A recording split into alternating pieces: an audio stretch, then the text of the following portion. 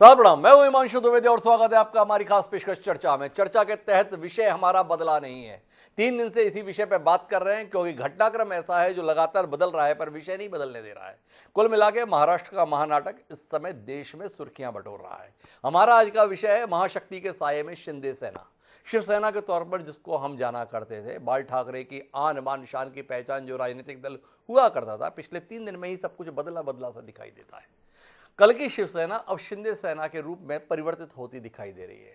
जैसे जैसे घड़ियों का कांटा आगे बढ़ता है, वैसे वैसे शिवसेना के बागी एकनाथ शिंदे के साथ शिवसेना के विधायकों की संख्या भी बढ़ती जाती है। 2 दिन पहले जिन एकनाथ शिंदे के साथ 12 बागी शिवसेना विधायक होने की बात कही जा रही थी, वो बढ़ते बढ़ते समय 48, 50 और 52 तक पहुंच गई है। उद्धव ठाकरे मुख्यमंत्री हैं, शिवसेना के प्रमुख भी हैं, लेकिन इसके बावजूद भी अपने साथ विधायकों को बनाए रखने में लगातार नाकाम हो रहे हैं। हालत यहां तक आ चुकी है कि जिनको समझौता की बात करने के लिए भेजते हैं, वो भी एकनाथ शिंदे के साथ हो लेते हैं। और इन सब के बीच में जो महत्वपूर्ण बात है वो यह है कि मध्य प्रदेश विधानसभा के अंतर्गत सबसे बड़ी संख्या के साथ मौजूद भारतीय जनता पार्टी जो लगातार प्रदेश और देश को ये बताने की कोशिश करेगी ये सब शिवसेना का अंदरूनी मामला है, हमारी इसमें कोई सहभागिता नहीं है, हमारा इसमें कोई हाथ नहीं है, उसके इन दावों की हवा निकाल दी एकनाथ शिंदे ने कल एक वीडियो जारी करके, जिसमें उन्होंने बाकायदा बताया कि एक महाशक्ति इसके पीछे हमारे साथ है। अब इस देश में महाशक्ति के तौर पर कोई और राजनीतिक दल बचा नहीं है, ऐसा लोग मानते हैं। तो माना गया कि जो आशंकाएं थी, जो संभावनाएं थी, उसके अनुरूप भारतीय जनता पार्टी रिमोट के माध्यम से शिवसेना के अंदर ये पूरा खेल खेल दे रही है। लेकिन ये खेल किस मुकाम तक पहुंचेगा, ये सवाल है। पहले सूरत और अब गुवाहाटी में बैठकर ही क्या एकनाथ शिंदे महाराष्ट्र में सत्ता परिवर्तन कर देंगे, या बेसब्री से इंतजार कर रहे शिव सैनिक और उद्धव ठाकरे के समर्थक कोई नया खेल तब कर पाएंगे जब एकनाथ शिंदे अपने बागियों की बारात के साथ में मुंबई पहुंच जाएंगे? दिलचस्पी का विषय है। तो इसी पर हम बात करेंगे कि महाराष्ट्र में जो कुछ भी चल रहा है वो किस मुकाम तक पहुंचने वाला है। और इस चर्चा का हिस्सा बनने के लिए कई खास मेहमान हमारे साथ जुड़ रहे हैं। लेकिन इस सिलसिले को शुरू करें उससे पहले समय है विचार सूत्र का। हमारा विचार सूत्र इस कहता है कि dangerous by being डिस्पाइज्ड grow great, अर्थात संकटों से घृणा की जाए तो वे बड़े हो जाते हैं। एडमंड बर्ग के द्वारा जो ये कहा गया था, क्या ये उद्धव ठाकरे में बिल्कुल सटीक नहीं है? उद्धव ठाकरे मुसीबतों से बचने की कोशिश करते थे। शिवसेना के विधायक पत्र लिखकर बता रहे हैं कि वह उनसे तक मिलना पसंद नहीं करते थे। अपने विधायकों का असंतोष से बचने की उनकी कोशिश ने ही तो कहीं इस संकट को इतना बड़ा नहीं बना दिया। ये विचार का विषय होना चाहिए और इसकी रोशनी में अपनी चर्चा को आगे बढ़ाते हैं, जिसका हिस्सा बनने के लिए हमारे साथ मौजूद हैं डॉक्टर राजू वाघमारे, प्रवक्ता हैं कांग्रेस पार्टी के। देवयानी खान जी हमारे साथ में है, प्रवक्ता हैं भारतीय जनता पार्टी की। धनंजय सिंह परिहार हैं, शिवसेना प्रमुख हैं छत्तीसगढ़ इकाई के। ब्रजमोहन श्रीवास्तव जी बड़े संजीदा प्रवक्ता है राष्ट्रवादी कांग्रेस पार्टी के। और साथ ही निरंजन परिहार जी, स्वतंत्र राजनीतिक विश्लेषक, अतीत में कभी शिवसेना के साथ उनकी नजदीकी रही है, वह भी हमारे साथ। आप सभी का स्वागत है। चर्चा शुरू करें देवयानी खान जी से। उससे पहले वो बयान सुनते हैं एकनाथ शिंदे जी का, जिसकी रोशनी में देवयानी खान जी से बात की शुरुआत करना बड़ा जरूरी हो गया।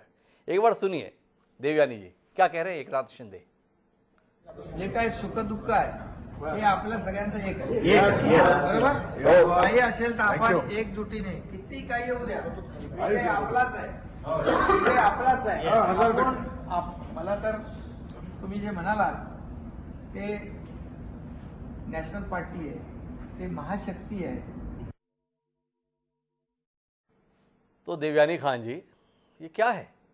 आप तो बता रहे थे कल, हमें भाजपा के भी तमाम नेता बता रहे थे हम कहीं नहीं हैं, और एकनाथ शिंदे बता रहे हैं महाशक्ति है, एक राष्ट्रीय पार्टी है। तो थोड़ा रोशनी दें। एकनाथ शिंदे अपने साथ लोगों को बनाए रखने के लिए झूठ बोल रहे हैं, बगावत तो कर ही रहे हैं। शिवसेना के लोग बता रहे हैं कि गद्दार हैं, भाजपा क्या बता रही है? झूठे हैं एकनाथ शिंदे। जानने में हमारी दिलचस्पी है, थोड़ा बताएंगे। हिमांशु जी, सबसे पहले तो आपको ये समझना चाहिए कि ये बीजेपी का कोई व्यक्ति नहीं बात कर रहा है जी, ये शिंदे साहब बात कर रहे हैं जी। यदि 41 एमएलए को लेके उनको कहीं भी जाना है, वो अपने सामने बात कर रहे हैं। हमने तो थोड़ी बोला कि आप ऐसे बात कीजिए। उन्होंने हमारा नाम तो नहीं लिया। राष्ट्रीय पार्टी कोई भी हो सकती है, कुछ भी हो सकता है, किसी भी चीज का सपोर्ट हो सकता है। देखिए, सबसे पहले इंपॉर्टेंट चीज ये है कि ये शिवसेना का अंदरूनी मामला, इतना ज्यादा एक किसी पार्टी में डिस्कंटेंट होना और इनको पता नहीं लगना सबसे बड़ी बात है कि तुम्हारे 41 एमएलए निकल जाते हैं, आपको मालूम ही नहीं है। इतना हिमांशु जी आसान नहीं है किसी भी पार्टी को, किसी भी पार्टी अध्यक्ष को, किसी भी व्यक्ति को कि इतने सारे लोगों को फुसला सके। ये दिख रहा है, साफ तरीके से दिख रहा है कि इन लोगों का जो काम करने की इच्छा शक्ति थी महाराष्ट्र में, वो उनको नहीं करने दे पा रहे। उनका आपस में तीनों पार्टियां इकट्ठी आ गई, तीनों की आइडियोलॉजी अलग है, तीनों की सोच अलग है। इसमें बेचारा जो मराठी आदमी है ना, वही मरेगा, ये तो बिल्कुल तय है। नहीं, बिल्कुल तय तो है देवयानी जी, पर मुझे ये जानने में बड़ी दिलचस्पी है। एकनाथ शिंदे जी ने नाम नहीं लिया, आपने ये तर्क दिया। मैं आपसे जानना चाहता हूँ, उन्होंने दो बातें कही, एक राष्ट्रीय पार्टी और दूसरी महाशक्ति है। मैं देवयानी खान जी, आप जैसे संजीदा प्रवक्ता से ये जानने में बड़ी दिलचस्पी रखता हूँ कि इस देश में कौन सा ऐसा राजनीतिक दल है जिसे महाशक्ति के तौर पर मान्यता दी जा सकती है। क्या आप मानते हैं कि भारतीय जनता पार्टी के अलावा और किसी राजनीतिक दल की ऐसी हैसियत बची है जिसे एकनाथ शिंदे जैसा कुशाग्र नेता महाशक्ति की संज्ञा दे? तो आप मान क्यों नहीं लेते कि भाई हाँ, हम हैं एकनाथ शिंदे के पीछे? किस बात से डर रहे हैं? देश का ही नहीं, दुनिया के सबसे बड़ा राजनीतिक दल के संदर्भ में एक व्यक्ति अपने 50 विधायकों के साथ, 50 बागियों के साथ बैठकर भरोसा दिखा रहा है कि भाई आप लोग उसके पीछे हैं, और आप मना कर दे रहे हैं, नहीं नहीं हम नहीं हैं। ऐसा क्यों कर रहे हैं आप? वो हमारे पीछे होगा तो हम नहीं जानते इस चीज को, लेकिन हम उसके पीछे नहीं है। वो अपनी इच्छा शक्ति व्यक्त कर रहा है कि भैया ये लोग हैं, इनकी शक्ति हमारे साथ है, हम नहीं बात कर रहे हैं। बड़ा कमाल की बात है, देवयानी खान जी अभी भी मानने के लिए तैयार नहीं है। कुल मिलाकर एकनाथ शिंदे की तो कोई हैसियत ही नहीं बची। एक पार्टी है जिसको वो तोड़ने की कोशिश कर रहे हैं, जिसे वो छोड़ने की कोशिश कर रहे हैं। तो मुंबई में नारे लग रहे हैं कि गद्दार कौन है, एकनाथ शिंदे। अब भारतीय जनता पार्टी के भरोसे ये कोशिश कर रहे हैं, ऐसा वो बता रहे हैं, तो भारतीय जनता पार्टी के प्रवक्ता बता रहे हैं कि झूठ बोल रहे हैं। राजू वाघबरे जी के पास चलता हूं मैं। राजू वाघबरे जी, सबसे बड़ा राजनीतिक दल भारतीय जनता पार्टी, सबसे पुराना राजनीतिक दल भारतीय राष्ट्रीय कांग्रेस, जो महाशक्ति के तौर पर नाम लिया गया है, देवयानी जी बता रही है वो नहीं है। आप मानने के लिए तैयार हैं कि अभी भी कुछ लोग हैं जो आपको महाशक्ति मान रहे हैं? कैसे है कि देश का बच्चा भी जानता है और महाराष्ट्र का बच्चा जानता है जी कि इस पूरे वारदात के पीछे अगर कोई है तो भाजपा है।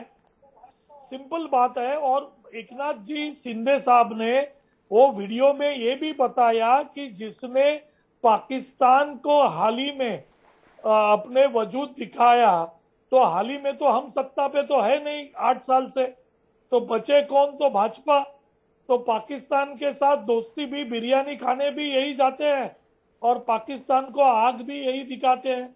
लेकिन ये बड़े डरपोक है और इसकी वजह यह है भाजपा की कि इनका वो दूध का जला छाछ भी फूंक के पीता है। तो वैसी हालत भाजपा की हो गई है। सवेरे 6 बजे उठ के पूरा इन्होंने स्वेरिंग सेरेमनी कर लिया था सरकार गिराने की, लेकिन उसके बाद 48 आवर्स में इनको वापस अपने बिल के अंदर जाना पड़ा। इसके पहले भी गए 2.5 साल में 3 से 4 बार इन्होंने सरकार गिराने की कोशिश की और हालांकि हर महीने में इन्होंने एक तारीख दी इनके नेताओं ने कि भाई अगले महीने में गिरेगा, अगले महीने में गिरेगा। इसकी वजह यह है कि भाजपा के लोग डर गए हैं कि अभी आने वाले चुनाव में अगर ये तीनों पार्टियां साथ में लड़ती है तो भाजपा का सुपड़ा साफ हो जाएगा, लोकसभा में भी और विधानसभा में। राजू वाघबरे जी, मेरे 2 सवाल हैं आपसे। आपने एक बड़ा अच्छा मुहावरा इस्तेमाल किया, दूध का जला छाछ भी फूंक फूंक कर पीता है। हमारे भारतीय समाज में ऐसा करने वाले को समझदार की संज्ञा दी जाती है। ऐसा माना जाता है कि जो व्यक्ति समझ जाता है, अपनी पुरानी गलतियों से सीख लेता है, वो इस प्रकार का काम करता है। पर आप लोग इतने नासमझ अपने आप को साबित करने में क्यों जुटे हैं? ये सवाल इसलिए कर रहा हूं कि मध्य प्रदेश में कमलनाथ जी को खबर नहीं लगी उनके विधायक कब सटक लिए और बेंगलोर पहुंच गए। तो जिस प्रकार के हालात थे तो आदमी सीखता है। दूध का जला छाछ भूख के पी रहा है, ये भाजपा के संदर्भ में है। ये कांग्रेस को ये समझ क्यों नहीं आई? आप जिस सरकार का हिस्सा हैं, आपके इतनी बड़ी संख्या में विधायक अचानक निकल गए, आपको खबर नहीं हुई अपनी सरकार रहते हुए? कुछ लज्जित नहीं है आप इस बात को लेके? शर्मिंदगी नहीं है कि हमें इतने साल के तजुर्बे के बाद भी सरकार चलाना नहीं आया, प्रशासन चलाना नहीं आया, प्रशासन पर नियंत्रण रखना नहीं आया, और इस प्रकार की हमारी हालत हो गई। एक सवाल। दूसरा आपसे जानने में दिलचस्पी है, ये हारी हुई लड़ाई को कितना खींचने का इरादा है? जैसे जैसे दिन बीत रहे हैं देश देख रहा है संख्या बल आपका घटता जा रहा है, लोग आपके नाम पर समझौते की बात करने के लिए जाते हैं और उनके साथ मिल जाते हैं। तो ऐसे दृश्य के साथ कब तक महाराष्ट्र का और अपना उपहास कराने का आप लोगों का इरादा, ये जानने में हमारी बड़ी दिलचस्पी है। हिमांशु जी, सर जी, सबसे पहली बात कि आपके दूसरे सवाल का मैं जवाब दूं। जी, ये जो पूरा मामला है ये शिवसेना का अंदरूनी मामला है। शिवसेना के विधायक जो शिवसेना से परे होके दूर चले गए हैं, इस बात की जो भनक है वो शिवसेना के श्रेष्ठ नेतृत्व को भी थी। वो बोल रहे थे कि हमको जाना है, हम नाराज हैं। अभी ये ऐसा क्यों हो गया और कितने लोग उनके पास गए या उनके पास लोग गए या शीर्ष नेतृत्व ने कोई लोगों को उनके पास भेजा, इसका अंदाजा अभी नहीं है। सबसे अहम बात यह है कि सरकार चलाना हमें सब बराबर आता है अगर लोकतांत्रिक तरीके से कोई खेल खेलता है तो। लेकिन अगर आप खेल के मैदान में जो खेल के नियम है उसको छोड़ के आप अपनी गुंडागर्दी, आप अपनी ताकत और अपने दबाव का उपयोग करेंगे, अपने पूरे राष्ट्रीय जो संस्था है जिसमें ईडी है, जिसमें आईटी है, जिसमें सीबीआई है, इनका आप पूरे चारों हाथों से नहीं, आठों हाथों से उपयोग करेंगे, लोगों को दबाने की कोशिश करेंगे, तो आखिर अब आपने तो नियमों पे ही सवाल उठा दिया। कुल मिला के यही सियासत है, पूरे देश को लगातार ऐसी सियासत देखने का तजुर्बा है। ऐसा 8 साल में ही देखने को नहीं मिल रहा है, पहले भी देश ऐसे प्रकार के दृश्य देखता रहा है। वाघेला जी का मामला हो या दूसरों का मामला हो, ये दृश्य दिखते हैं। पर मैं एक सवाल और करूंगा और उसके बाद रुख करूंगा ब्रजमोहन श्रीवास्तव जी की ओर। मैं ये जानना चाहता हूं कि कांग्रेस अपनी इतनी बेइज्जती कराने के लिए बेचैन क्यों रहती है? ये सवाल मैं इसलिए कर रहा हूं कि कांग्रेस ने अपने विधायकों को एकजुट रखने के लिए और संकट का निवारण करने के लिए कमलनाथ जैसे राष्ट्रीय नेता को मध्य प्रदेश से महाराष्ट्र बुलवाया। आपके नेता आए और उद्धव ठाकरे ने मिलने से इनकार कर दिया। वो शरद पवार के साथ में बैठक कर ले रहे हैं, अजीत पवार के साथ बैठक कर ले रहे हैं, दुनिया भर के अन्य अपनी पार्टी के नेताओं के साथ बैठक कर ले रहे हैं, पर कमलनाथ ने मिलना चाहा तो बोल दिया कि कोविड है। ये कौन सा कोविड था जो 12 घंटे के अंदर खत्म हो गया? और कुल मिलाकर कमलनाथ जी से मिलने की जरूरत तक नहीं समझी। इतनी बेइज्जती, इतना अपमान, इतना उपहास और कितना बर्दाश्त करेगी कांग्रेस? सबसे पहली बात यह है कि आपको ये स्थिति को अच्छी तरह से जानना होगा कि क्या हुआ उस वक्त। कमलनाथ जी को हमने बुलाया, ये हमारे पार्टी के लिए बुलाया। सबसे अहम बात यह है कि हमने इस महाविकास आघाड़ी में संगठन में जाने का फैसला सबसे आखिरी में किया, और वो भी इसके लिए किया कि किसी भी हालत में भाजपा जैसे धर्मद्वेषी पार्टी को, ये जातीयवादी पार्टी को इस सत्ता से दूर रखने के लिए कांग्रेस ने ये निर्णय लिया कि हम महाविकास आघाड़ी में जाएंगे। ये आपके पहले सवाल का जवाब। दूसरा सवाल कि जो कमलनाथ जी जब हमारे बंबई में आए, तभी जब टेस्ट हुआ था सीएम साहब का, उद्धव साहब का, तभी ये पता हो गया था कि मीडिया में भी खबर आ गई कि उद्धव साहब को भी कोविड का पॉजिटिव बताया गया। फिर कोविड का पॉजिटिव बताया गया, तभी कमलनाथ जी हमारे बाला साहब थोराट जो हमारे नेता है सीएलपी, उनके बंगले पे थे। उन्होंने खुद बोला था कि मैं अभी यहाँ से 1 बजे हम उद्धव ठाकरे जी को मिलने जा रहे हैं। जब भी कोविड का मामला आया उसी वक्त फिर उनकी बात हमारे नेताओं ने फोन पे कर दी। कम से कम 45 मिनट दोनों नेताओं में बातचीत हो गई।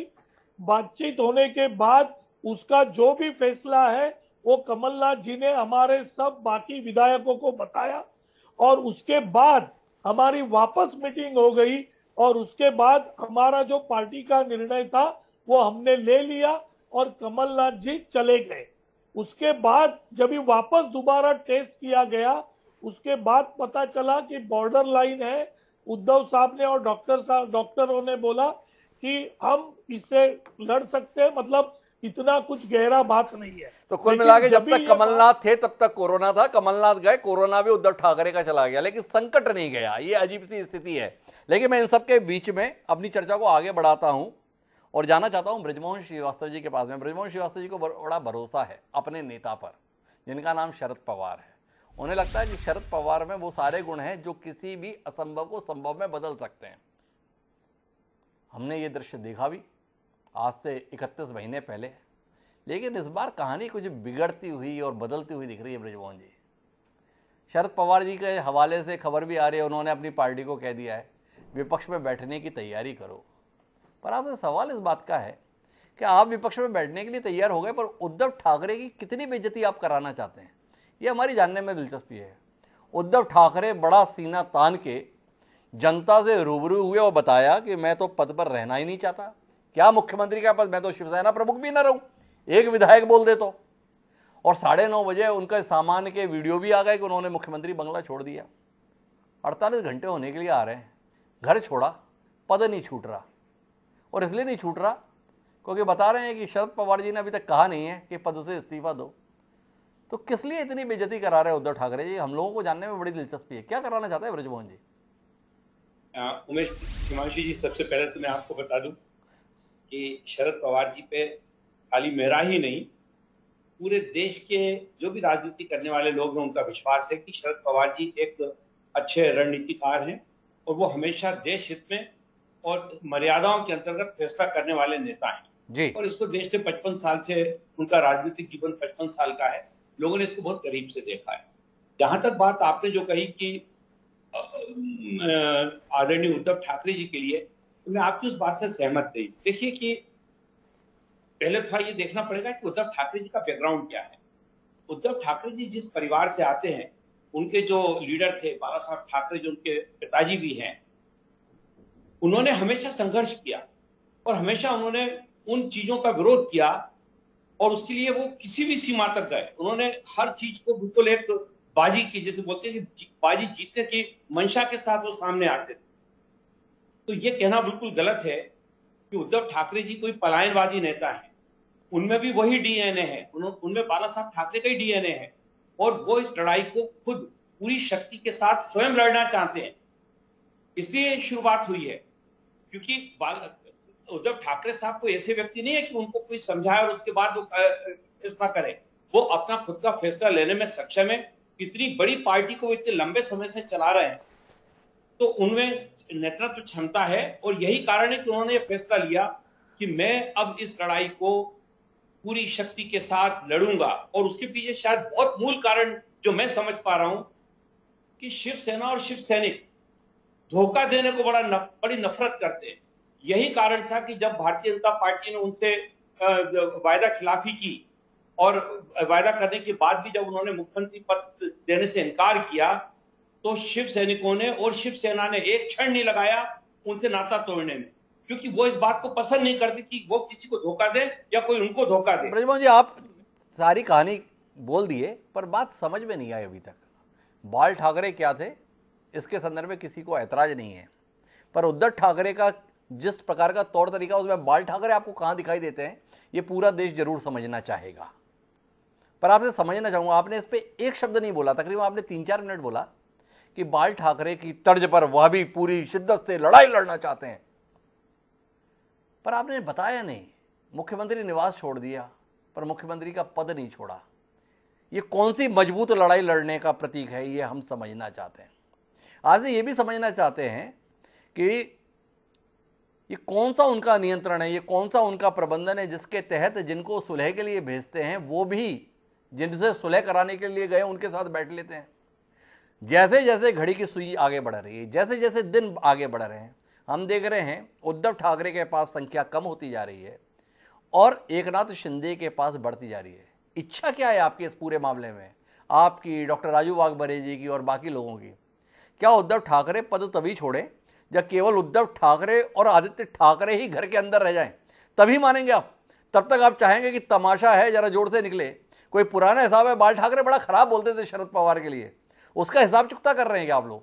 कांग्रेस के लिए भी बाल ठाकरे बहुत खराब बोला करते थे, क्या उसका हिसाब चुकता किया जा रहा है? थोड़ा हम समझ नहीं पा रहे कि आखिर उद्धव ठाकरे के साथ कराना क्या चाह रहे हैं आप लोग? जो आदरणीय बाल ठाकरे साहब कहते थे जी उसको एक बहुत लंबा समय हो गया, और ये 31 महीने का जो दौर है जी इसमें बहुत सारी चीजें स्पष्ट भी हुई है, बहुत सारी चीजें समाप्त भी हुई है। मैं जी। सोचता हूं उनको दोहराने का कोई औचित्य नहीं।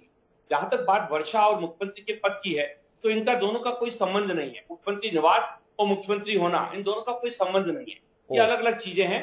वो प्रदेश के मुख्यमंत्री हैं, निर्वाचित सरकार के प्रतिनिधि हैं, लोकप्रिय सरकार के प्रतिनिधि हैं, और उनको बहुमत के बाद मुख्यमंत्री की शपथ दिलाई गई है। इस पर किसी प्रकार की कोई संशय नहीं है। जहां तक बात इस लड़ाई को लड़ने का है, तो उसको लड़ने की अपनी अपनी हर राजनेता की अपनी एक रणनीति होती है। उस रणनीति के तहत उन्होंने अपनी लड़ाई को लड़ने की एक शुरुआत की है, और मुझे ऐसा लगता है, मुझे नहीं लगता पूरे की पूरे इस राजनीतिक तंत्र को इस बात का विश्वास है, जिसमें कि देश की सबसे बड़ी पार्टी भी है, वो क्यों हिम्मत नहीं कर पा रही इस बात को कहने की कि हम इस पूरे मामले में इसके पीछे हैं। क्योंकि उनको ये मालूम है कि इस लड़ाई में उनकी पराजय होने वाली है, और ये पराजय ऐसी नई चीज नहीं है। जिस दिन से महाराष्ट्र में हम महाविकास आघाड़ी की सरकार ने शपथ ली है, उस दिन से प्रतिदिन भारतीय जनता पार्टी उसको हटाने की साजिश करती है, और हम लोग हर बार उनको पराजित करने का काम करते हैं। ये तो 31 महीने से पूरा देश देख रहा है। और मैं आपको फिर से कहना चाहता हूं कि इसमें भी यही स्थिति बनेगी, इसमें इनकी पराजय होना है। इसमें इनकी पराजय होना है। लेकिन ब्रजमोहन जी इसके संदर्भ में कोई जवाब नहीं दिए। मुख्यमंत्री निवास क्यों छोड़ा, पद क्यों नहीं छोड़ा, बोले दोनों का कोई साम्य नहीं है। जितने भी दर्शक देख रहे हैं उनके मन में अभी भी पहेली है कि आखिर उद्धव ठाकरे ने जनता से संवाद किया और कहा कि बोले मैं तुरंत छोड़ दूंगा, और मुख्यमंत्री निवास छोड़ दिया, पर पद पर अभी भी बने हुए हैं। मेरे साथ धनंजय सिंह परिहार है। परिहार जी, आज भी उद्धव ठाकरे रूबरू हुए, बोले एक विधायक बोल दे छोड़ने के लिए, छोड़ दूंगा। कल इतनी लंबी चौड़ी चिट्ठी लिखी विधायक ने। आपके पास सबके लिए समय रहता था, हम विधायकों के लिए समय नहीं रहता था। पूरी कहानी लिख दी उद्धव ठाकरे जी, आप कभी हमारे साथ नहीं रहे, पर एकनाथ शिंदे हमारे साथ थे, हैं और रहेंगे। और कितना सुनना चाहते हैं आपके नेता उद्धव ठाकरे, कब छोड़ेंगे?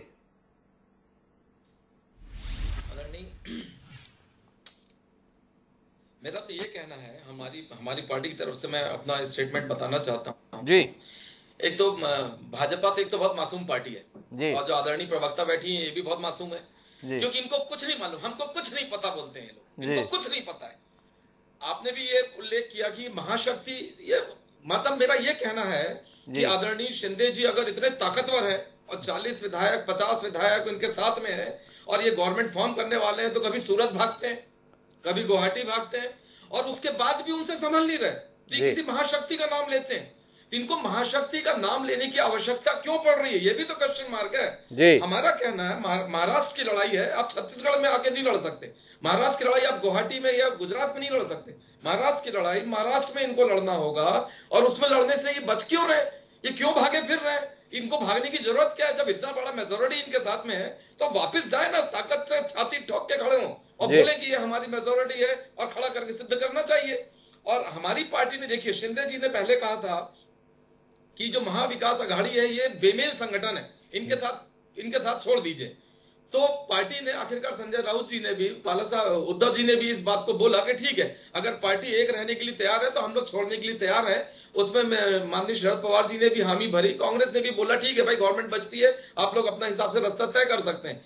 तब शिंदे जी ने नया रास्ता अख्तियार कर लिया, मतलब वो ढाक 3 पद, उनको रोज बदलता है, उनके पास में एक ऑप्शन डालते हैं, नया ऑप्शन आ जाता है, इनके पास ऑप्शन ही खत्म नहीं हो रहा है। ये कोई एक बात पर निर्णित नहीं है। क्यों? क्योंकि उनको किसी महाशक्ति से आदेश लेना पड़ रहा है कि हमको क्या करना है। जैसे आपने बोला कि माननीय शरद पवार जी से ये आदेश लेते हैं। शरद पवार एक बुजुर्ग नेता है, बहुत साल के पके हुए नेता है, उनसे पूछने में, और अगर अलायंस पार्टनर है उनसे पूछ लिया तो उसमें क्या खराब बात है, मुझे ये समझ में नहीं आया। लेकिन शिंदे जी का अलायंस पार्टनर तो भाजपा नहीं है, या महाशक्ति कोई नहीं है। ये महाशक्ति कौन है, इसको भी तो ओपन करेंगे। अच्छा, एक बात बताइए धनंजय परिहार जी, इससे आपके मन को क्या संतोष मिल जाने वाला है कि माननीय देवयानी जी की पार्टी इसके पीछे है, इससे क्या हो जाएगा? आपसे ये जानने में मेरी दिलचस्पी है। माना कि इसके पीछे भाजपा है, पर 7 तो शिव सैनिक छोड़ रहे, 7 तो शिवसेना के विधायक छोड़ रहे हैं। साफ तौर पर दिख रहा है उद्धव ठाकरे के कामकाज करने के तरीके को लेकर, उनके फैसलों को लेकर, उनकी पद्धति को लेकर विधायक उनके साथ नहीं है, और साथ नहीं है, बड़े पैमाने पर साथ नहीं है। 2/3 से ज्यादा विधायक अपना अविश्वास, अपना असंतोष, अपना आक्रोश आपके माननीय उद्धव ठाकरे के खिलाफ व्यक्त कर रहे हैं। फिर भी उद्धव ठाकरे बोलते एक बोल दे छोड़ दूंगा, इतने बोल रहे हैं छोड़ते नहीं। किस एक के इंतजार में है? क्या एक आदित्य ठाकरे बोल देगा तब छोड़ेंगे? और क्या आप चाहते हैं समय गुजरने के साथ हालात ऐसे हो जाएं कि उद्धव ठाकरे के साथ केवल एक रह जाए? और चूंकि वो एक नहीं बोल रहा है, इसलिए ना तो मैं अध्यक्ष पद छोड़ूंगा और ना ही शिवसेना की सरकार के अंतर्गत मुखिया का पद छोड़ूंगा। है क्या धनंजय जी? देखिए, मेरा ये आता हूं राजू जी आपके पास जी। कोई भी पार्टी विधायकों से तो विधानसभा में बनती है जी लेकिन संगठन तो नीचे काम करता है जी। आज ग्रामीण क्षेत्रों के अंदर से लेके पंचायत क्षेत्रों से लेके जनपद से लेके जिला पंचायत से लेके जब इन सब जगहों पर मतदान केंद्रों पे लेके जब पार्टी का कार्यकर्ता बैठता है तब उसको वोट दिलाता है। एक विधायक चुनने के बाद में अगर वो अपने आप को तोप की नाल समझेगा तो ये उसका सोचना गलत है, क्योंकि कार्यकर्ता पार्टी को चलाता है, विधायक पार्टी को नहीं चलाता। विधायक सिर्फ विधानसभा के अंदर में पार्टी का पक्ष को रखता है और जिन लोग को पक्ष रखना चाहिए था ये लोग बिक गए। हमारा ये कहना है, ये लोग बिक गए। कुल मिला के ये कहना है। मुझे आना है निरंजन परिहार जी के पास, लेकिन राजू वाघमारे जी कोई हस्तक्षेप करने जा रहे हैं काफी देर से। हिमांशु जी, एक बात आप सोचिए, इस महाराष्ट्र के अंदर शिवसेना ये ऐसी पार्टी है कि जिसमें नेता का जो परिशिष्ट है चुन के आने का, वो नेता की काबिलियत अगर बाकी के पार्टी में 50 से 60% रहती है या 40% पार्टी रहती है, तो शिवसेना में पार्टी की हैसियत 80 से 85% रहती है और 10 से 15% जो खड़ा रहता है नेता, उसकी हैसियत रहती है। इसके लिए शिवसेना में नेता बहुत कम है। एकनाथ शिंदे साहब बड़े नेता हैं, उनके लिए ये बात नहीं है, बट बाकी के जो लोग हैं तो उसमें से मेजॉरिटी लोग हैं वो सेना के नाम के ऊपर और सेना के सिंबल के ऊपर महाराष्ट्र के अंदर चुन के आते हैं। तो ये जब भी विधायक बोलते हैं कि भाई हम पार्टी है, तो ये थोड़ा गलत बात है, क्योंकि शिवसेना का जो परिशिष्ट है, हिमांशु भाई भी कल महाराष्ट्र में आके अगर सेना ने टिकट दिया तो हिमांशु भाई चुन के आ सकते हैं, क्योंकि जो पार्टी है वो पार्टी के आदेश के ऊपर वोटिंग करती है, वो नेताओं के ऊपर वोटिंग बहुत कम करती है। नेताओं के ऊपर वोटिंग बहुत कम करती है। उद्धव ठाकरे बाल ठाकरे के बेटे हैं। उम्मीद किया की जाती है एक बेटे से वो अपने पिता की सोच को, अपनी विरासत को आगे बढ़ाएगा।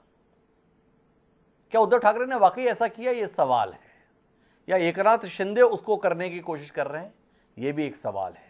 मैं निरंजन परिहार जाऊं उससे पहले बाल ठाकरे जी का जी टीवी को दिया हुआ 2004 का एक इंटरव्यू का हिस्सा आपसे साझा करता हूं सारे दर्शकों से। एक बार सुनिए।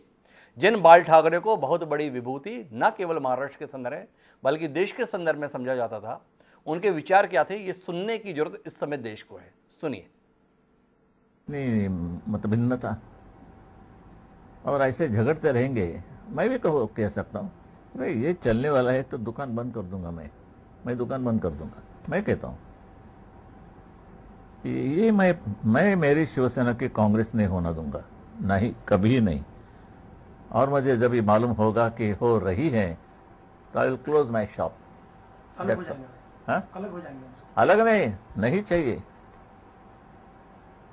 शिवसेना चुनाव नहीं लड़ेगी। जाओ, कहाँ जाएंगे लोग, कहाँ जाएंगे?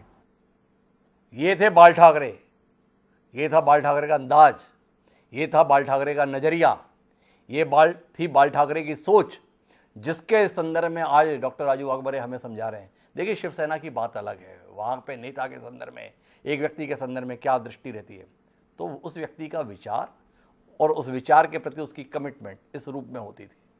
तो मैं निरंजन परिहार जी आपसे समझना चाहता हूँ, क्या बाल ठाकरे के विचार और व्यवहार से विचलन की कीमत चुका रहे हैं उद्धव ठाकरे? उन्होंने बाल ठाकरे के विचार के अनुसार व्यवहार नहीं रखा, इसलिए आज इस प्रकार की सार्वजनिक बेइज्जती का शिकार हो रहे हैं। और एकनाथ शिंदे को समझ में आ रहा है कि उनकी पार्टी किस आधार पर चली है, इसलिए वो बार बार बाल ठाकरे का नाम ले रहे हैं, हिंदुत्व का नाम ले रहे हैं और इसके माध्यम से उन शिव सैनिकों को अपने साथ जोड़ने की कोशिश कर रहे हैं जो गांव में हैं, देहात में हैं, शहर में हैं और वार्ड स्तर पर है।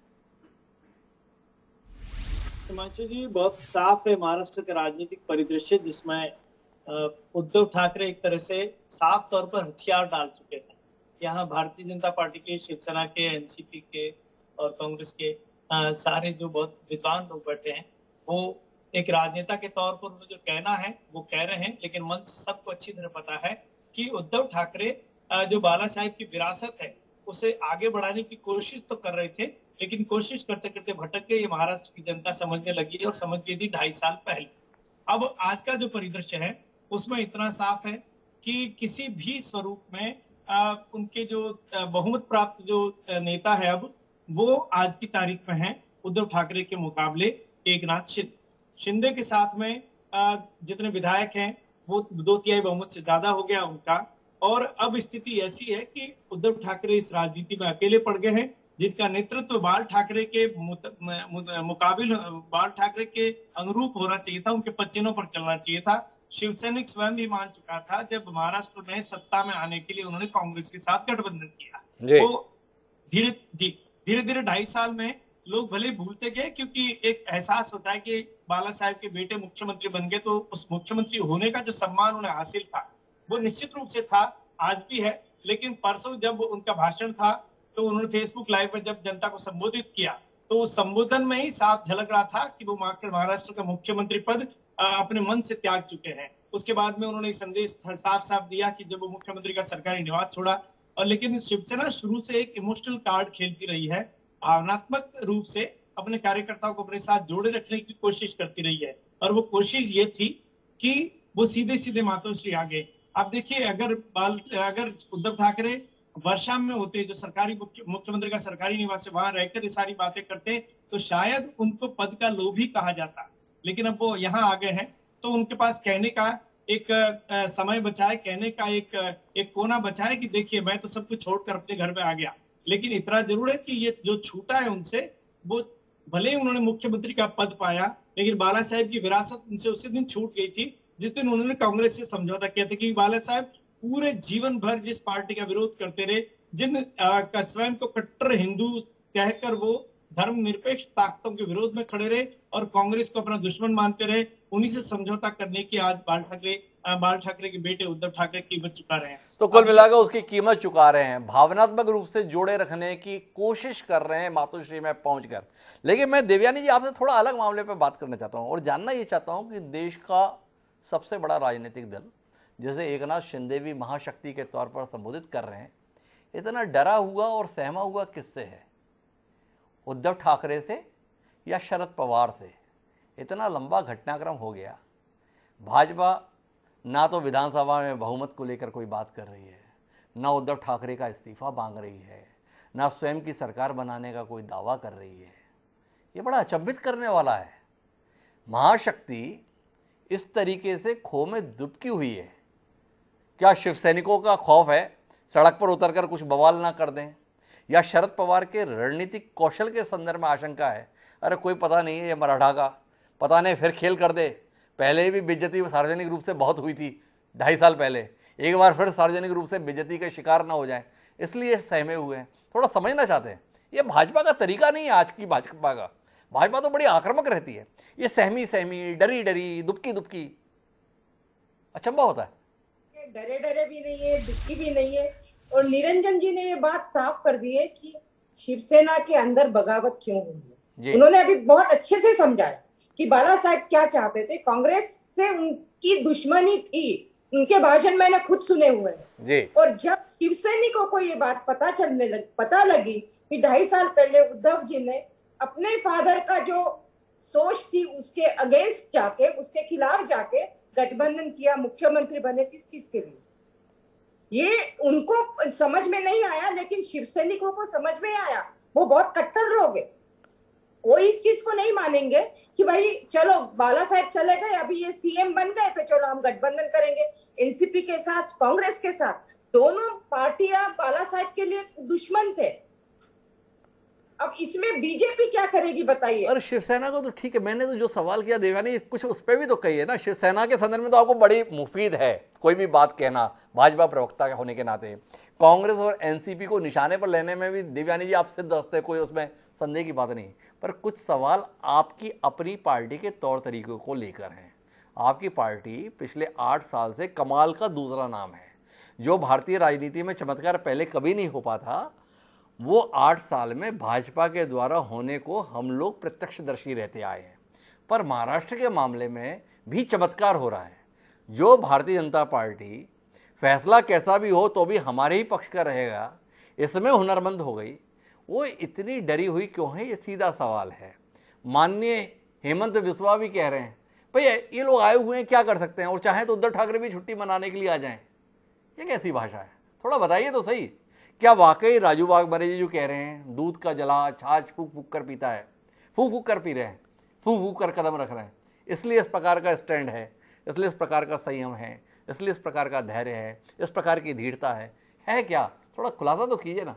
एकनाथ शिंदे बेचारे आपके नाम पर जय घोष कर रहे हैं और आप हैं कि समर्थन में एक लफ्ज भी नहीं निकाल रहे। हिमांशु जी, सचमुच कल से आप मेरे से ये सवाल कर रहे हैं, लेकिन सच में ये जो भी बवाल हुआ है उसमें बीजेपी का कोई हाथ नहीं है। इनकी पार्टी के आमदार जो एमएलए हैं उनके बीच में डिस्कंटेंट है, वो उद्धव जी से तो मैं इस सवाल को यही रोकता हूं, दर्शकों पर फैसला छोड़ता हूं कि भाई सही कौन बोल रहा है। देवयानी खान जी सही बोल रही है, एकनाथ शिंदे सही बोल रहे हैं, लोग फैसला कर लें। अब क्यों बार बार हम उसी बात को आगे बढ़ाएं। पर ब्रजमोहन श्रीवास्तव जी इसमें हस्तक्षेप करना चाह रहे थे, उनकी बात भी सुनते हैं। और धनंजय परिहार जी को भी लग रहा है ऐसे मामले में उन्हें भी बोलना चाहिए, तो उनकी बात भी सुनेंगे। पहले ब्रजमोहन जी। जी ब्रजमोहन जी।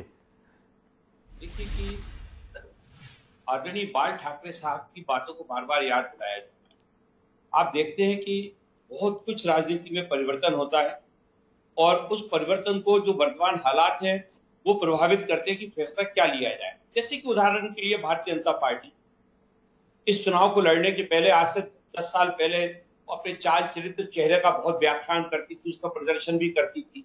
ये भी कहती थी वो भारतीय जनता पार्टी की हम सुचिता की राजनीति करना चाहते हैं। फिर उनका नारा यह था कि हम देश में भ्रष्टाचार रहित राजनीति करना चाहते हैं। पर इस 8 साल में क्या हुआ? 8 साल में क्या चेहरा देखने को मिल रहा है? क्या उनके चाल चरित्र चेहरा जो जैसी वो बात कहते थे, सुचिता की बात करते थे, राजनीति में भ्रष्टाचार मुक्त करने की बात करते थे, उसमें से कोई भी एक चीज पूरी हो पाई क्या? तो ये जो शिफ्ट है, इसको बार बार आज मैं भारतीय जनता पार्टी को जब याद दिलाता हूं तो कोई भी आदमी इस पे बात करने को तैयार नहीं होता। तो आदरणीय बाल ठाकरे साहब ने जो उस समय कहा था, उस समय के हालात जो थे उनको देखते हुए उन्होंने उस बात को कहा था। लेकिन जब भारतीय जनता पार्टी ने शिवसेना को खत्म करने का फैसला कर लिया महाराष्ट्र में, आप देखिए कि जब इसके पहले शिवसेना चुनाव लड़ती थी तो उसके विधायक ज्यादा जीतते थे, लेकिन भारतीय जनता पार्टी के कम जीतते थे। स्थिति क्या बदलने लगी कि भारतीय जनता पार्टी के विधायक ज्यादा बनने लगे और शिवसेना के विधायक कम होने लगे। अभी ये जो हाल का जिस चुनाव की अपन बात कहते हैं, इसमें क्या था? दोनों पार्टियों ने बराबर बराबर सीटें लेकर चुनाव लड़ा था। क्या हुआ? 106 पे बीजेपी जीती और 56 पे शिवसेना जीत के आई। तो जब शिवसेना की समझ में ये आया कि ये जो मेरा साथी है, ये मेरे साथ मेरा अस्तित्व खत्म करने के लिए खड़ा हो गया है, तब जाकर ये स्थिति बनी है। मैं सोचता हूं इसमें भारतीय जनता पार्टी को गंभीरता से विचार करना चाहिए। आखिर क्यों चंद्रबाबू नायडू तो ब्रजमोहन श्रीवास्तव जी ये समझाना चाहते हैं कि भारतीय जनता पार्टी को चाहिए था कि वो कुछ इस प्रकार का काम करे कि 106 सीटें शिवसेना जीते और वो 52-55 सीटों पर रह जाए, जैसा कांग्रेस के संदर्भ में राष्ट्रवादी कांग्रेस पार्टी करती है। दोनों लोग चुनाव लड़ते हैं पर कांग्रेस ज्यादा सीटें जीतती है, राष्ट्रवादी कांग्रेस कम सीटें जीतती है। ये अलग बात है, जब चुनाव के नतीजे आते हैं तो उसमें दिखता यही है कि राष्ट्रवादी कांग्रेस पार्टी ज्यादा सीटें जीती हुई दिखाई देती है। ये उदारता जिसके संदर्भ में ब्रजमोहन श्रीवास्तव जी बहुत व्याकुल है भाजपा के संदर्भ में, कांग्रेस के साथ में आप खुद क्या करते आ रहे हैं ब्रजमोहन जी, इस पर भी विचार कीजिए।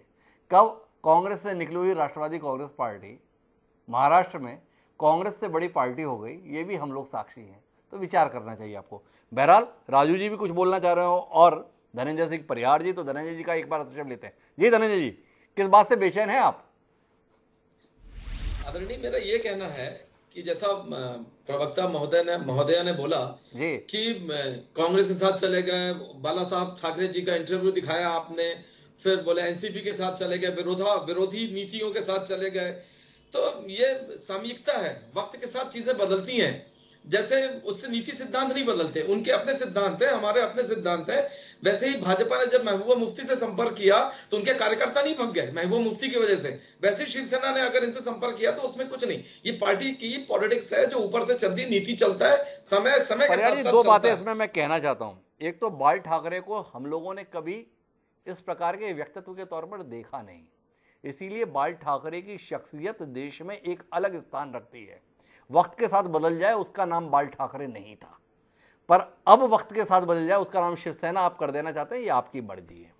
दूसरी बात यह है कि राजू वाघबरे जी जैसे विद्वान प्रवक्ता ने यहाँ बताया, दूध का जला छाछ फूक फूक कर पीता है।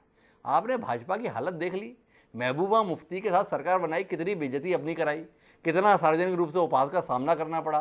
देवयानी जी से अभी सवाल करो, उसके संदर्भ में उनसे उत्तर नहीं सूझता। इस प्रकार से तमाम प्रवक्ताओं की फजीयत हुई। तो जब आपने भाजपा की ऐसी हालत बेमेल गठबंधन के चलते देख ली थी, सीख लेते, समझ लेते, उसके अनुसार संयम रख लेते, तो आपको इस प्रकार के उल्हाने का, इस प्रकार के उपहास का सामना नहीं करना पड़ता। तो अब आप कर रहे हैं तो अपनी गलती को मानिए। बहरहाल राजू वाघबरे जी भी कुछ कहना चाह रहे हैं। जी राजू जी। हिमांशु जी, एक बात आप सभी को ध्यान में रखनी पड़ेगी जी कि 2014 से 2019 तक भाजपा के साथ शिवसेना का गठबंधन था जी। उनकी हालत ऐसी हो गई थी कि आखिरी के 2-2.5 साल में शिवसेना के सब विधायक इंक्लूडिंग एकनाथ जी शिंदे साहब, ये सब जन इस्तीफा खीसे में लेके बात कर रहे थे कि भाजपा उनको इस तरीके की ट्रीटमेंट दे रही है, इतनी लाचार की ट्रीटमेंट दे रही है कि भविष्य में कभी भी उनके साथ हम नहीं जाएंगे। तो ये जो 5 साल में भाजपा ने उनकी हालत की थी, उस हालत को मद्देनजर रखते हुए, और दूसरी बात यह है, भाजपा का जो वोट बैंक है वो खाली हिंदुत्व है। वो हिंदुत्व के वोट बैंक में किसी को भी शेयर करना नहीं चाहती।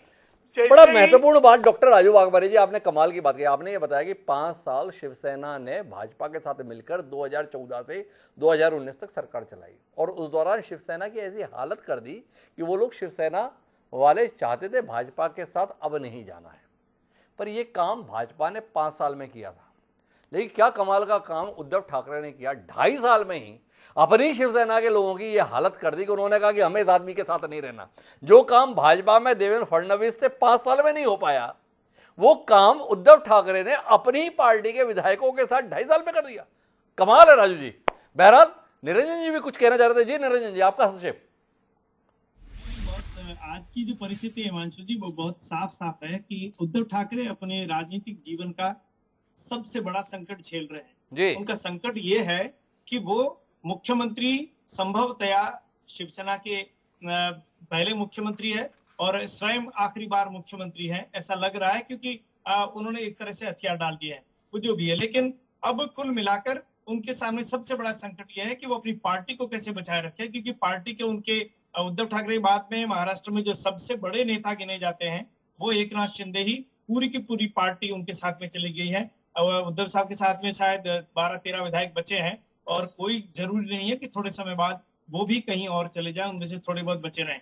मूल रूप से ये है कि आज उन्होंने दिन में मुंबई में यहाँ पर पहले नगर सेवकों की बैठक ली, फिर उन्होंने विधायकों की बैठक ली, जो बचे कुछ विधायक है उनकी, और उनके जो राजनीतिक सलाहकार है उनमें जो 2 मुख्य सलाहकार, आज 2 सांसद हैं, अरविंद सावंत और एक और सांसद है, वो दोनों आज राज्यसभा विधानसभा गए और उनके सामने पत्र दिया कि हमारे 13-14-16 विधायकों को आप घोषित कर दीजिए अयोग्य। विधानसभा में उपाध्यक्ष 2.5 घंटे तक उनसे मिले नहीं और अपना फोन बंद कर वो चले गए। आप ये समझिए कि शरद पवार जी शाम को उद्धव जी से मिलने जाते हैं, उनके घर पे बैठक करते हैं, और उन्हीं की पार्टी का जो विधानसभा का उपाध्यक्ष है वो उनसे मिलने तक से मना कर देता है। ये आज की राजनीतिक इन दोनों पार्टियों के बीच में पार्टियों के समीकरण में बात कर रहे हैं। लेकिन मैं देवयानी खान जी से थोड़ा और बात करना चाहता हूँ। आपने बाकी पे तो हाथ खड़े कर ही दिए, आपसे ये समझना चाहता हूँ, ये एकनाथ शिंदे अपने आप को इतना मजबूत बताते हैं, अपने आप को इतना दमदार बताते हैं देवयानी जी, पर इतना डर क्यों रहे हैं? जो कुछ भी कर रहे हैं गुवाहाटी में बैठ के कर रहे हैं। ये कैसे शिव सैनिक हैं, ये जानने में हमारी दिलचस्पी है। क्या केंद्र सरकार पे इतना भी भरोसा इन बागी विधायकों को नहीं है कि उनके जान माल की सुरक्षा देश में नरेंद्र मोदी जी के नेतृत्व की मजबूत सरकार के रहते हुए हो सकती है? तो आपके इकबाल पर सवाल है, आपका कोई हाथ नहीं, ये तो मान लिया, पर यह सवाल है कि आपको इतना कमजोर क्यों आंक रहे हैं ये लोग? मुंबई आने से डर क्यों रहे हैं? ये ना वो कितने दिन रहेंगे गुवाहाटी में, उनको आना पड़ेगा। जी आएंगे वो मुंबई, वहां पर रह के तो कॉन्फिडेंस वोट नहीं होगा ना। विधानसभा इधर आके अटेंड करेंगे, उसके बाद ही होगा कॉन्फिडेंस मोशन, जो भी होना है वो इधर ही होगा। तो वो आएंगे, उनका अपना कैलकुलेशन है। हो सकता है कि उनको यहाँ की पुलिस जो है, जो अभी भी सरकार है उद्धव जी की, उनसे उनको लगता होगा कि कुछ तो होगा। वी रियली डोंट नो कि नहीं, वो कुछ क्यों तो होगा। डर मैं रहे। वही तो समझना चाह रहा हूं कि आपकी देश में सरकार है और जनप्रतिनिधि जो हैं वो तक अपने आप को असुरक्षित महसूस करते हैं इसी देश के अंदर, वह अपने गृह प्रदेश में आने की हिम्मत नहीं जुटा पा रहे। देवयानी जी, बड़ा शर्मिंदा सा महसूस कर रहा हूं मैं इस देश के अंतर्गत रहते हुए कि बताइए किस प्रकार की हमारे यहाँ पे सरकार है कि इतने बड़ी संख्या के वोट के हकदार रहे माननीय विधायक अपने गृह प्रदेश में भी नहीं रह पा रहे हैं। तब नहीं रह पा रहे हैं जब देश में इतनी मजबूत सरकार है। कुछ ऐसा क्यों नहीं करते आप? एक भरोसा है इन विधायकों को कि भाई जो काम गुवाहाटी के होटल में बैठकर हो सकता है, आप निश्चिंत रहो, ये काम मुंबई के होटल में भी बैठकर हो सकता है। ये संजय राउत से लेकर तमाम लोग ललकार रहे हैं, एक बार मुंबई तो आओ। डरे हुए हैं ये लोग। मेरे को नहीं लगता वो डरे हुए, वो आएंगे अपने टाइम से। नहीं तो आपको लगता उनको क्या है? अपना ही- अच्छा फिर ये बताइए, चलिए आपने कहा कि मुझे नहीं लगता, तो आपको कुछ तो लगता होगा, थोड़ा बताइए ना, गुवाहाटी में क्यों हैं ये लोग? ये लोग गुवाहाटी में क्यों है, अब उनसे लाके पूछिए भाई, हमें क्या पता। लेकिन एक चीज बराबर है, उनको यहाँ आने में, खुद के घर आने में उनको क्यों डर लग रहा है, ये तो शिवसेना के प्रवक्ता से पूछिए, उनको मालूम होगा कि वो यहाँ आने के लिए क्यों डर। चलिए देवयानी जी ने आखिर में तो मान लिया, हाँ वाकई डर तो रहे हैं। क्यों डर रहे हैं ये शिवसेना वालों से पूछें। धनंजय जी आप बोलना चाहेंगे इसमें, क्यों डर रहे हैं आपके ही शिवसैनिक अपने ही घर, अपने ही प्रदेश, अपने ही क्षेत्र में आने में डर क्यों रहे हैं? सर मन का पाप है आदरणीय जी। मन का पाप है, मन का भय है, क्योंकि जी। गलत कर चुके हैं, पार्टी छोड़ चुके हैं, पार्टी द्रोह कर चुके हैं, नमक का हक अदा नहीं कर सके। तो अब उनको कहीं भय है कि पब्लिक से रिवोल्ट ना हो जाए, कार्यकर्ता जो उनका कार्यकर्ता इसने उनके लिए काम किया था उनका विरोध ना दर्ज करा दे, इसलिए। और अगला खतरा उनको ये भी है कि भाजपा के साथ जो जो अलायंस में रहा वो सब मर गए। तो शिंदे जी का भी हाल आने वाले समय पर ये भी देखा जाएगा कि ये कौन से कोने में पड़े रहेंगे, ये भी वक्त आएगा देखने का। तो उनको सब टाइप का भय, उनको भाजपा से भय है, शिवसेना कार्यकर्ताओं से भय है, उनको सब जगह से भय है। फ्लोर में उनको अपना अधिकार, अपना। आपका जो ये दावा है कि उन्हें इससे भय उससे भय, ऐसे भयाक्रांत लोगों से मिलने के लिए और उनके समूह का हिस्सा बनने के लिए आपके पार्टी के बाकी विधायक बेकरार क्यों हैं? जब निकले थे तब तो 12-13 थे जिस तारीख में निकले थे, और बढ़ते बढ़ते इस समय भी 50 तक पहुंच रहे हैं। थोड़ा बताइए ना, जो डरे हुए लोग हैं, जो भागे हुए लोग हैं, जो पाप किए हुए लोग हैं, उनके साथ खड़ा होने के लिए आपकी पार्टी के निष्ठावान विधायक इतने बेकरार क्यों हैं? थोड़ा इस पर भी दृष्टि मिल जाए, हम लोगों को ज्ञानवर्धन होगा आप जैसे बुद्धिमान प्रदेशाध्यक्ष के होने से।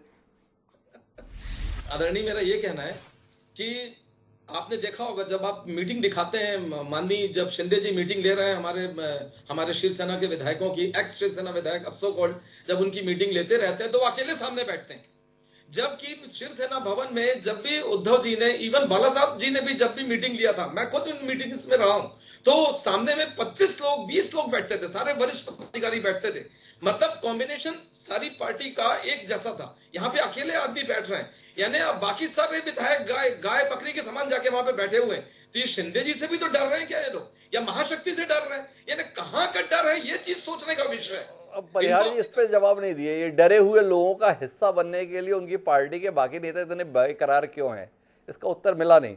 राजू वाघमारे जी के पास शायद हो उत्तर कि उनके साथ बैठने वाले लोग आजकल उधर बैठे हुए दिखाई दे रहे हैं। राजू वाघमारे जी क्यों दिखाई दे रहे हैं? पाप किए हुए लोगों के साथ खड़ा होना, लोग तो पाप किए हुए लोगों से दूर भागते हैं। यहाँ उल्टा हो रहा है, जिनके विषय में बताया जा रहा है कि इन्होंने पाप किया है, लोग बोल रहे हैं नहीं नहीं ये पाप करने वाले लोग अकेले नहीं, हम भी इनके साथ में रहने वाले हैं। थोड़ा बताइए ना, इन पापियों के बीच में खड़ा होने की बेकरारी क्यों है? देखिए, पहली बात कि ये पाप और पुण्य की बात तो हम जानते नहीं, क्योंकि वो शिवसेना के विधायक है, सबसे पहली बात।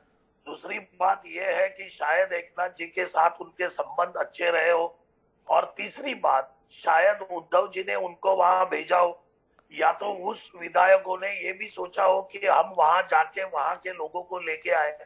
तो ये पूरा मामला जो है, ये सेना के मूल तत्वों को और विचारों का मामला है। हम किसी को कोई पाप नहीं बोलते, ना हम किसी को पुण्य बोलते हैं। हम यही चाहते हैं कि 2.5 साल में ये सभी को हिंदुत्व दिखाई नहीं दिया। ये हिंदूवाद नहीं है, ये ईडी का वाद है, और ईडी के वाद के नीचे सब जन दबे हुए हैं हिमांशु भाई। तो कुल मिलाकर डॉक्टर राजीव वाघमारे जी ने कहा हिंदुत्व के चलते ये विरोध नहीं है, ये विरोध जो केंद्रीय एजेंसी है जिसको एनफोर्समेंट डायरेक्टरेट सरल शब्दों में ईडी के नाम पे पहचाना जाता है, उसका नतीजा है। उसने वो दहशत, वो आतंक, वो दबदबा उन शिव सैनिकों के मन में पैदा कर दिया जिनके मन में पहले कभी कोई आतंक आ ही नहीं पाता था। क्या ब्रजमोहन श्रीवास्तव जी आप भी इसी बात के साथ में हैं? तो मेरी ये जानने में बड़ी दिलचस्पी है। मैं पहले भी इस बात को कहा, भाई नेता तो ईडी, सीबीआई इसके चक्कर में एनसीपी और कांग्रेस के अंदर में है महाराष्ट्र के। शिवसेना का तो कोई नेता पहुंचा नहीं।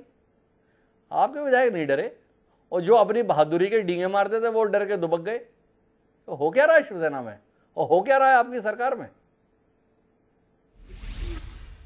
ये सारी बातों का जवाब तो वो विधायक देंगे जो इस समय असम में चुप के बैठे हुए हैं जी। लेकिन मैं एक बात जरूर कहना चाहता हूँ, इन सारे विवादों का अंत तो विधानसभा की फ्लोर पे होगा जी। जिस दिन विश्वास मत पेश किया जाएगा उसी दिन इस बात का असली फैसला हो पाएगा कि हकीकत क्या है जी। क्योंकि एक पक्ष जो अपनी संख्या बता रहा है, दूसरा पक्ष अपनी संख्या बता रहा है।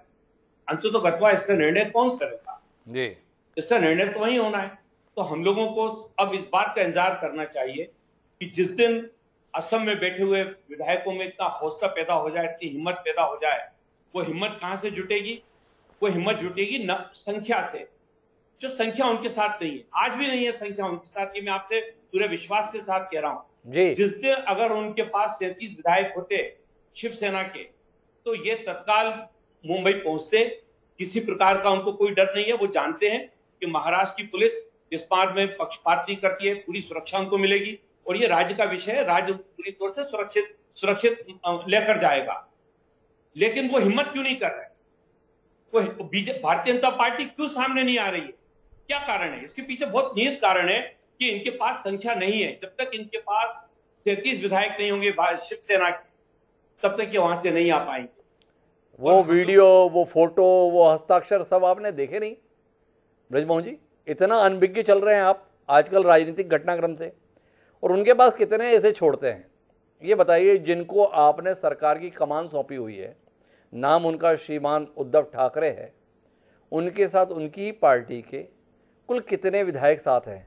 ब्रजमोहन जी कहने की स्थिति में हैं यहाँ इतने विधायक उनके साथ हैं। संख्या पे मत जाइए, मैं आपको बिल्कुल विश्वास के साथ कह रहा हूँ, महाविकास अघाड़ी की सरकार भरपूर बहुमत के साथ महाराष्ट्र की सरकार चला रही है और हम लोगों के लोकप्रिय मुख्यमंत्री के रूप में आदरणीय उद्धव ठाकरे साहब है और उनके साथ पूरा मंत्रिमंडल काम कर रहा है। अभी बुधवार को कैबिनेट मीटिंग हुई है और आपको जनता का एक आदमी नहीं मिल सकता जो ये कहे कि मेरा काम नहीं हो रहा, ये सरकार मेरे को नहीं दिख रही है, पूरी कानून व्यवस्था नियंत्रण में है, किसी प्रकार की आप बोल रहे एक आदमी नहीं कह सकता, यहाँ पूरे के पूरे विधायक कह रहे हैं आप लोगों के चक्कर में शिवसेना के विधायकों का कोई काम नहीं हो रहा है। सारा तो सरकार का मजा आपकी पार्टी और कांग्रेस पार्टी के विधायकों और नेताओं ने ले लिया है, यही तो शिकायत है। तो आपके काम सारे हो रहे हैं, ये मान लिया ब्रजमोहन जी, पर बाकी लोगों के काम नहीं हो रहे। आपका मतलब ही महाराष्ट्र नहीं है, आपका मतलब ही शिवसेना के विधायक नहीं है, आपका मतलब ही बाकी प्रदेश की जनता नहीं है। आपके काम हो रहे थे, इस बात से ऐतराज नहीं है। ये तो बाकी विधायक भी बोल रहे हैं जिन्होंने बगावत की है, पर बाकी के नहीं हुए। जी ये वो मुख्यमंत्री हैं जिनकी दो लोगों ने तारीफ की, देश के आदरणीय प्रधानमंत्री जी ने और सुप्रीम कोर्ट ने, जिनके कार्य की प्रशंसा की जी कि दी बेस्ट काम किया है। और इसको सार्वजनिक रूप से आदरणीय प्रदेश के प्रधानमंत्री ने सार्वजनिक रूप से इस बात को कहा था कि इस कोविड काल में जितना बेहतर प्रदर्शन उद्धव ठाकरे जी और उनकी सरकार ने किया है, ये उदाहरण है पूरे देश के लिए। ब्रजमोहन जी बहुत बड़ा दावा कर रहे हैं, देवयानी जी से सर्टिफाइड करा लेते हैं। भाई उनके नेता के संदर्भ में कहा जा रहा है कि सर्टिफिकेट जारी किया प्रधानमंत्री ने उद्धव ठाकरे जी के लिए। देवयानी जी आपकी जानकारी में है ऐसा कोई सर्टिफिकेट? नहीं, मेरे जानकारी में नहीं है। जी ब्रजमोहन जी, ये कैसा सर्टिफिकेट है जिसमें पार्टी की प्रवक्ता को ही नहीं पता है? ये अब देवयानी बहन जानती होंगी इस बात को क्यों छुपा रही है। इसको तो वीडियो कॉन्फ्रेंस पे आदरणीय प्रधानमंत्री ने सार्वजनिक रूप से कहा था सारे चैनल्स में था ये, मुख्यमंत्रियों के साथ बैठक में उन्होंने कहा था मतलब कि क्या सबके बीच में था। हमें तो कोविड काल में इतना पता है कि जिस किस्म का संक्रमण मुंबई में हुआ वैसा संक्रमण और किसी शहर में देखने को नहीं मिला। जितनी बड़ी संख्या में मुंबई में कोविड पीड़ितों की संख्या आई, जिस बड़ी संख्या में लोगों की मौतें हुई, वो दृश्य भी देखा। लेकिन बहरहाल अभी चर्चा का विषय कोविड प्रबंधन नहीं है, वर्तमान में तो पॉलिटिकल प्रबंधन को लेकर चर्चा है। क्या बृजमोहन जी आपको नहीं लगता है कि पवार साहब जैसे व्यक्ति का संरक्षण होते हुए भी उद्धव ठाकरे अपने आप को नेता साबित कर पाने में कामयाब नहीं रहे? एक शरद पवार हैं जो विरोधियों को भी अपने साथ खड़ा कर लेने के हुनर में माहिर रहे, और एक उद्धव ठाकरे उनके संरक्षण में राजनीति कर रहे और सरकार चला रहे, जिनसे अपने लोग नहीं संभले। कितना बड़ा विरोधाभास है। क्या कहते हैं आप?